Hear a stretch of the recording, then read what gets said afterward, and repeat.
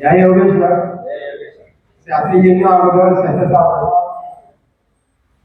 इथं आल्यानंतर ज्या ज्या गोष्टी भेटल्या त्यात आम्ही वर्णन करू शकणार नाही, परंतु एक गोष्ट मला फार जाणवली की शास्त्रीजींनी अध्यात्माविषयी ज्या गोष्टी सांगितल्या त्या खरे जीवनामध्ये उतरवण्यासारखे सर्वस्व आहारवरती संदेश आणि लक्षात प्रत्येकाच्या हृदयात भगवंत बसलेला आहे.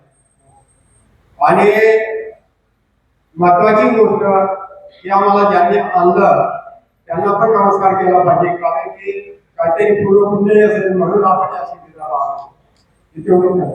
तर माझी मिसेस आणि साली या काही यायला तयार नव्हत्या, परंतु रणजित भाऊ यादव यांच्या आग्रहास्तव आम्ही तिघीजण आलो आणि या ठिकाणी आल्यानंतर आम्हाला अमृत भेटला.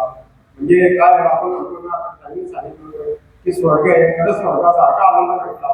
तर त्याच्यामुळे आम्ही सर्व आभारी आहोत आणि सर्वांना नमस्कार.